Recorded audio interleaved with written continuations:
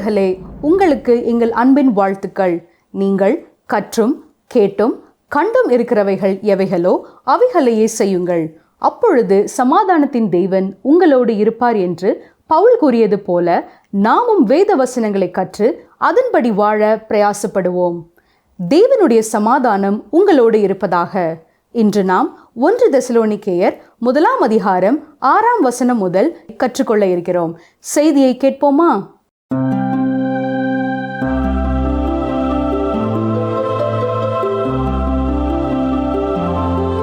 பிரியமானவர்களே, கடந்த நிகழ்ச்சியில் நாம் 1 தெசலோனிக்கேயர் 1 அதிகாரம் 5 வசனம் வரை கற்றுக்கொண்டோம். இன்று 1 தெசலோனிக்கேயர் 1 அதிகாரம் 6 வசனம் முதல் தொடர்ந்து படிப்போம். கவனிங்கள், வாசிக்கிறேன். 1 தெசலோனிக்கேயர் 1:6. நீங்கள் மிகுந்த உபத்திரவத்திலே பரிசுத்த ஆவியின் சந்தோஷத்தோடே திருவசனத்தை ஏற்றுக்கொண்டு எங்களையும் கர்த்தரையும் பின்பற்றுகிறவர்களாகி.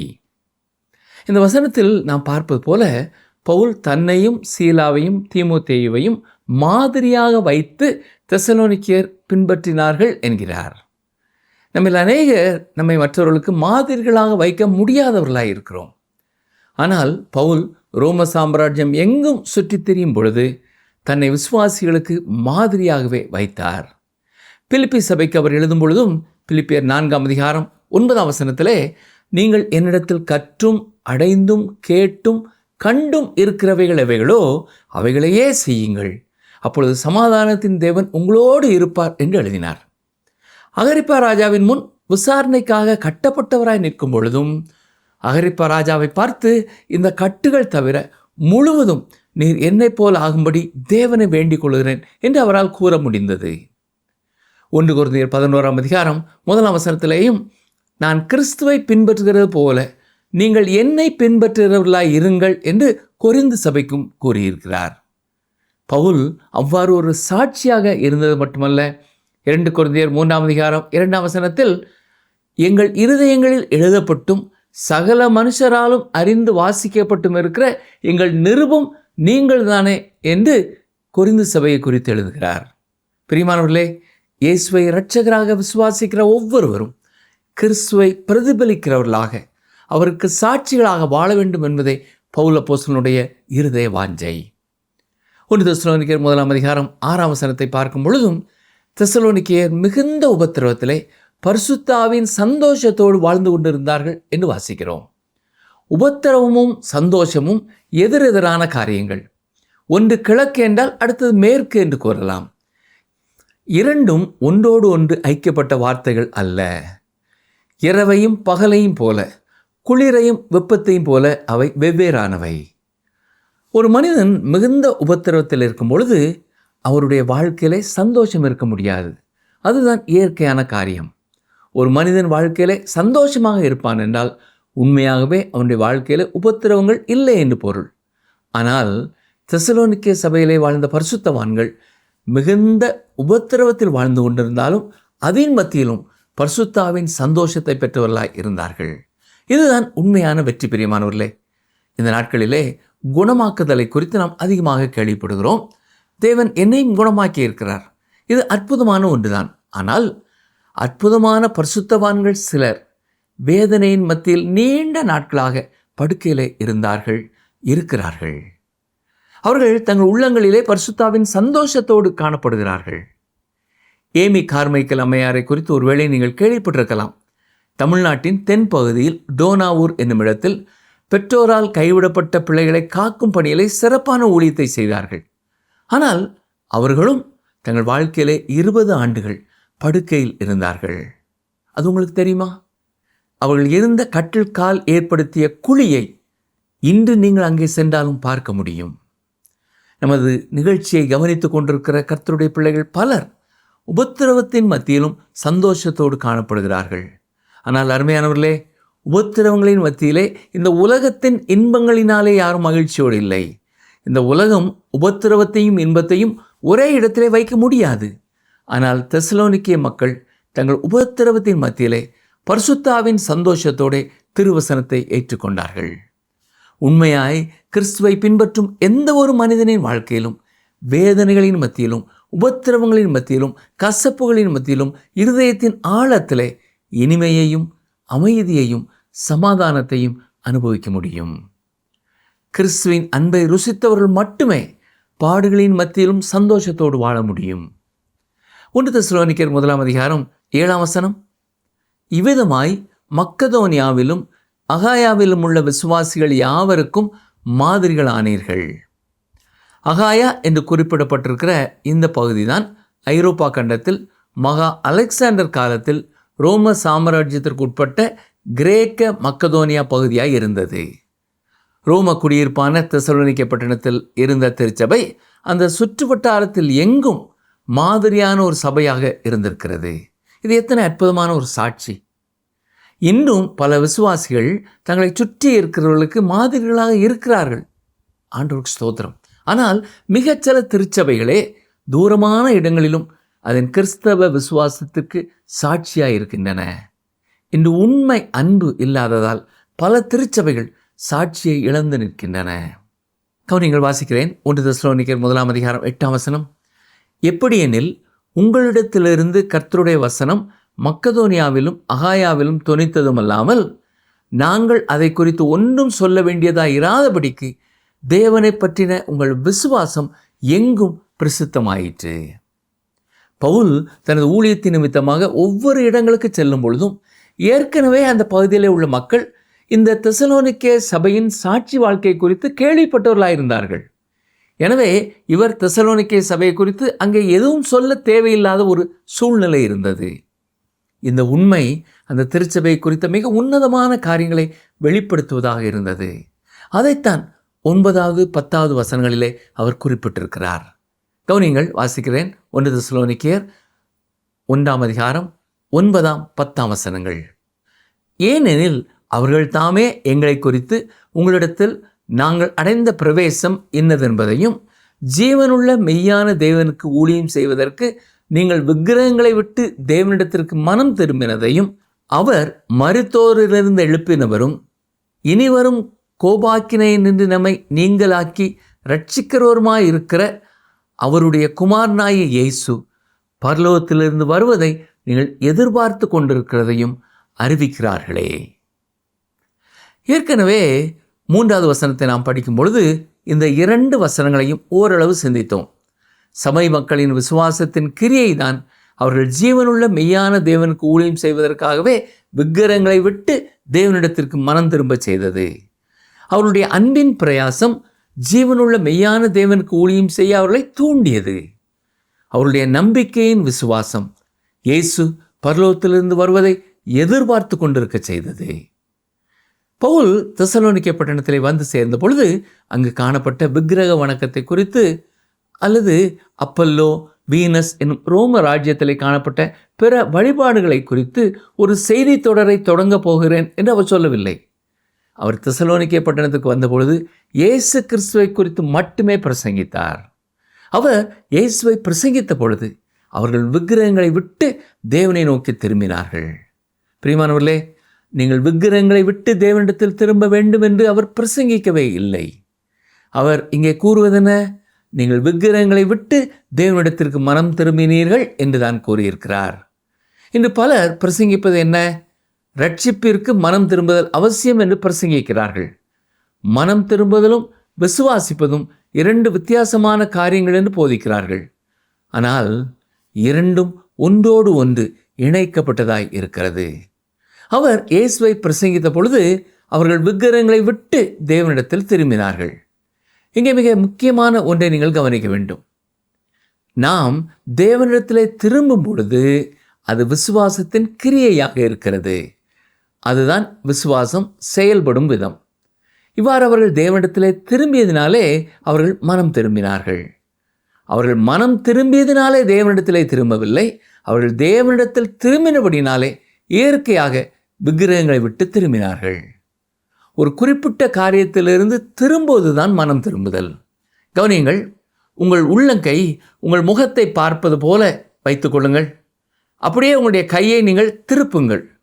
அப்படி நீங்கள் திருப்பும் பொழுது உங்கள் உள்ளங்கையின் பின்பக்கம் உங்கள் முகத்திற்கு நேராக வருகிறது.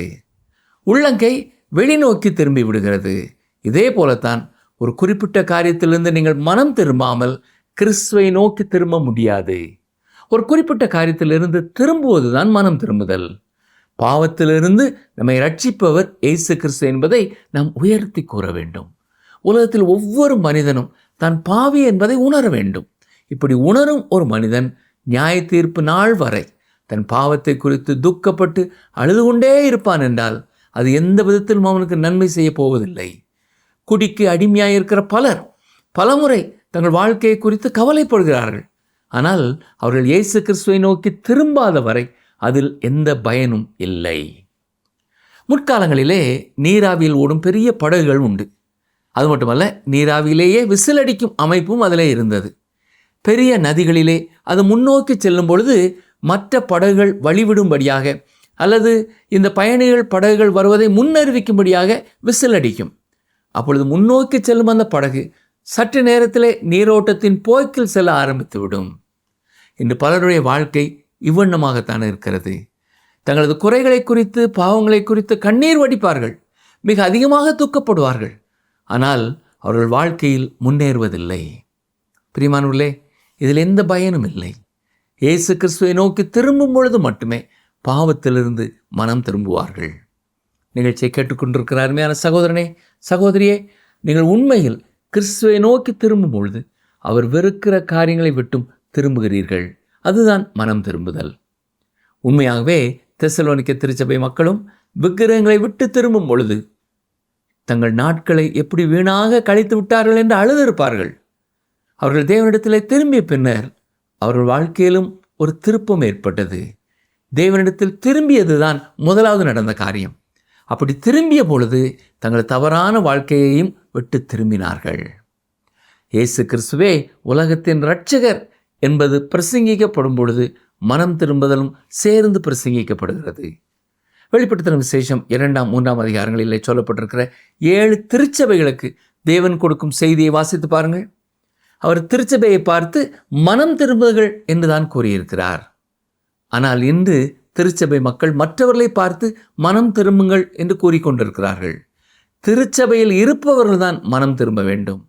தேவனுக்கு முன் நம்மை தாழ்த்தி மனம் திரும்ப வேண்டும். ஆனால் உலகத்தில் கர்த்தரை அறியாமல் பாவங்களிலே வாழ்கிறவர்களுக்கு கொடுக்க வேண்டிய செய்தி மனம் திரும்புங்கள் என்பதல்ல.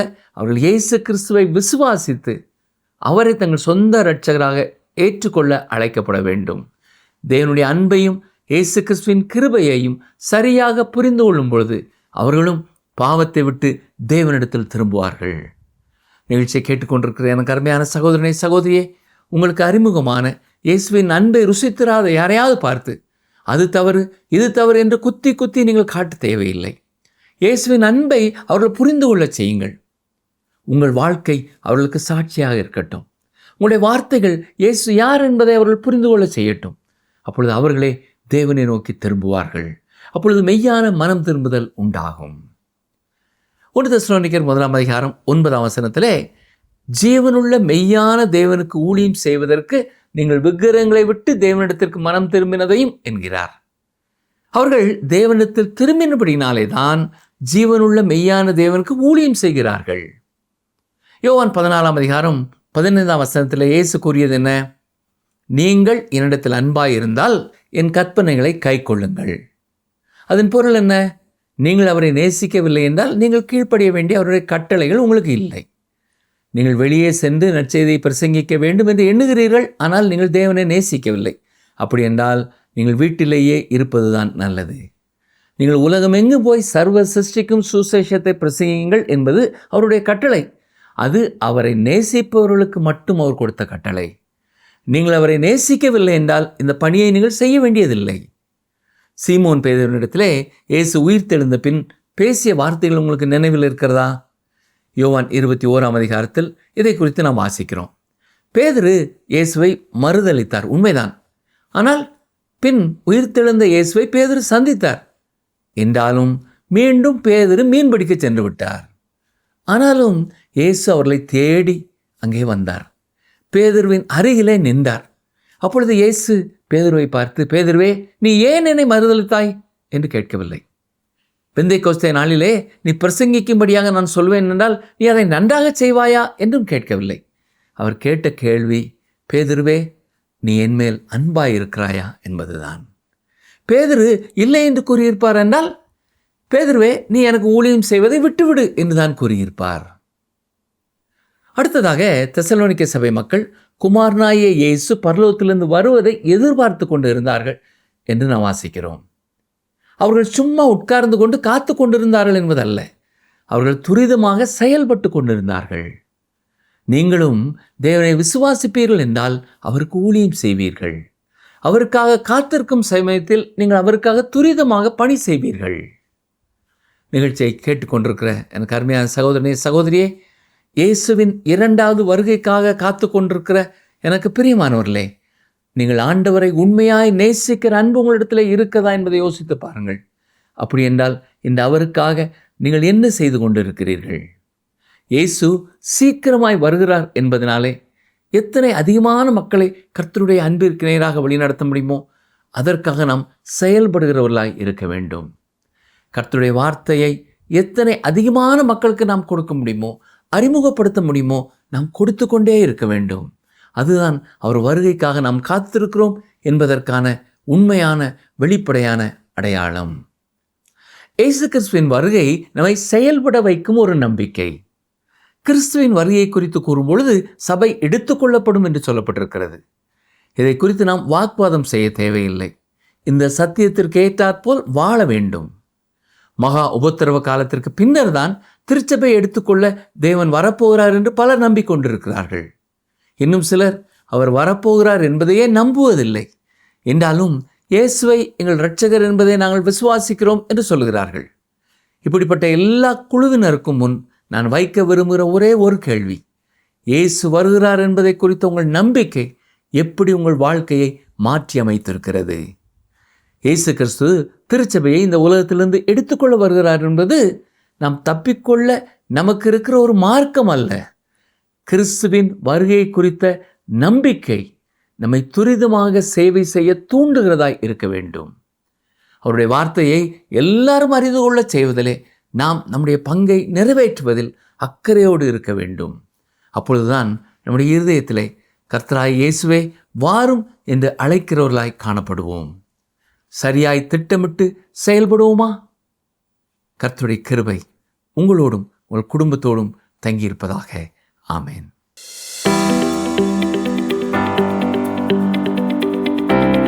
தனி மனிதனின் இருதயத்திலே மாற்றத்தை ஏற்படுத்தியது எது? தனி மனிதனின் இருதயத்திலே மாற்றத்தை ஏற்படுத்தியது எது? ஆப்ஷன் ஏ விசுவாசம், ஆப்ஷன் பி பரிசுத்த ஆவி, ஆப்ஷன் சி நற்செய்தி.